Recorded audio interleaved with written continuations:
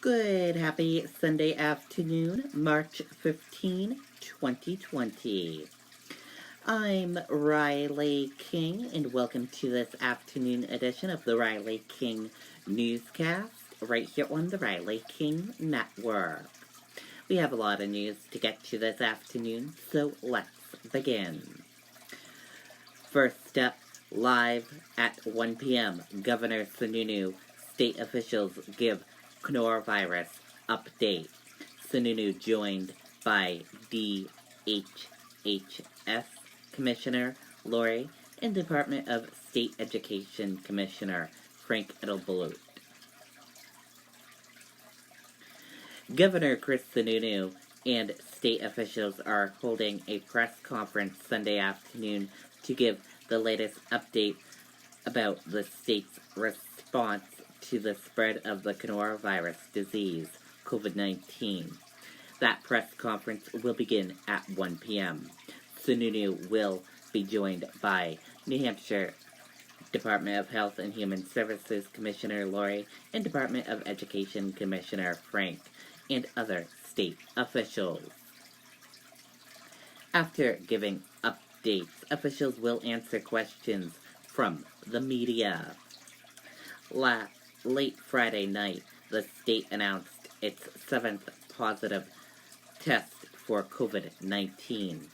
The patient was at the Division of Motor Vehicles location in Manchester on several occasions this month, and anyone who was at the DMV on these dates is potentially at risk from contracting the disease.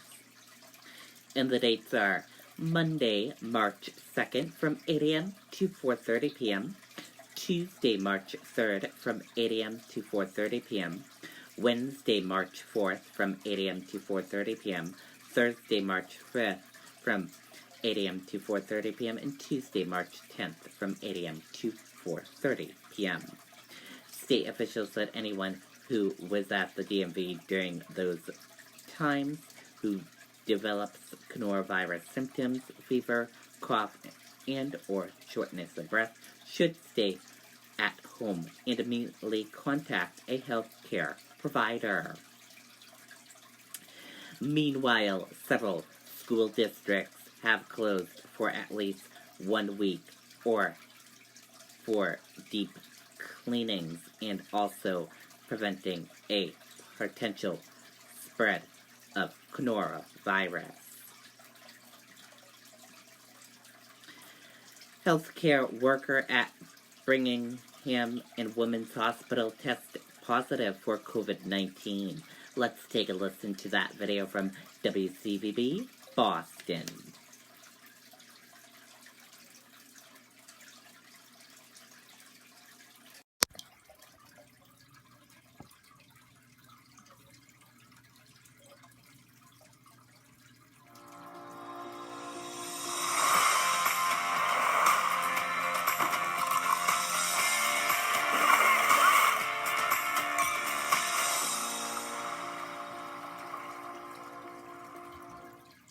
Brigham and Women's Hospital confirms that a healthcare worker there has been infected with coronavirus. In a statement, the hospital says the novel coronavirus spreads across the globe. It is inevitable that healthcare workers will be infected, as is now the case at the Brigham.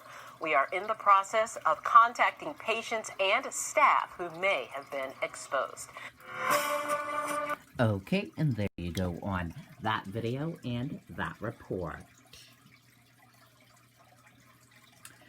Third presumptive positive COVID-19 case confirmed by CBC in Maine. Let's take a listen to that video from WMTW News 8 Maine.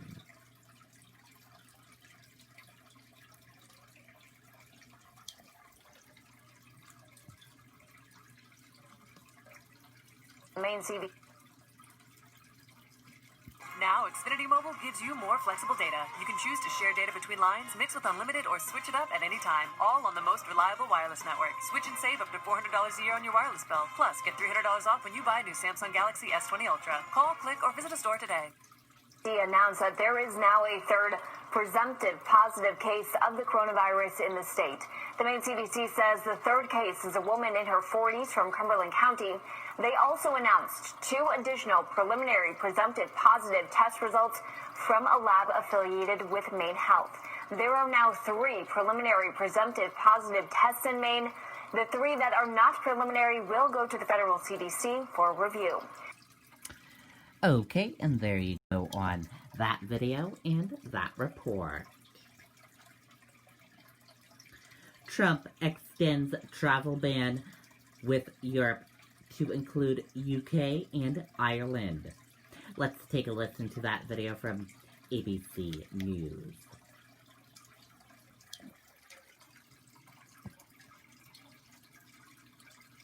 The many breaking developments in the worldwide coronavirus emergency. President Trump extending the travel ban with Europe, now including the UK and Ireland. The World Health Organization calling Europe the center of the pandemic.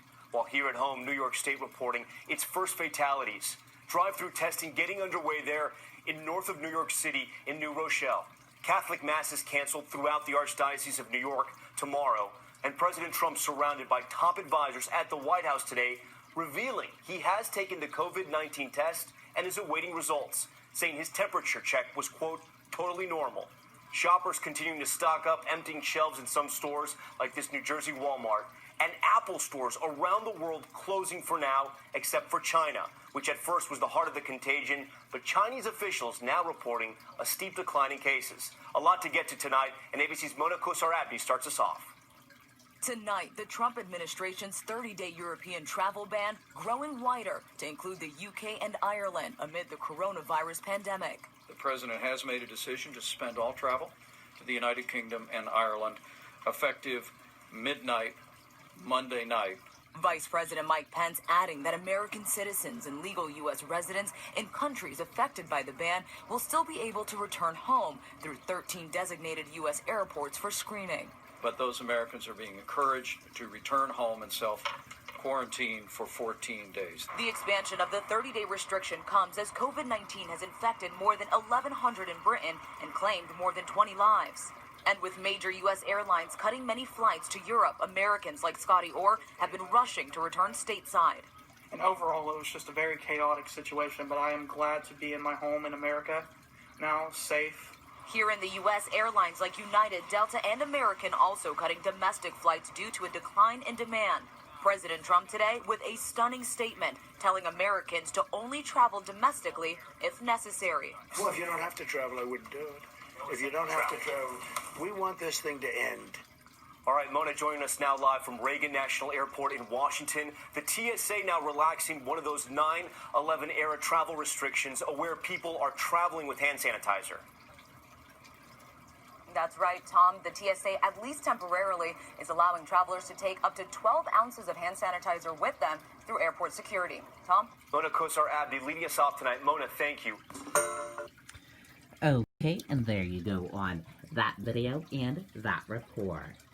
And that does it for this afternoon edition of the Riley King Newscast right here on the Riley King Network. I hope you all have a great rest of your Sunday afternoon. And I'll see you back here later on today for another newscast. And I'll have a news report coming up in a little bit. Goodbye, everyone.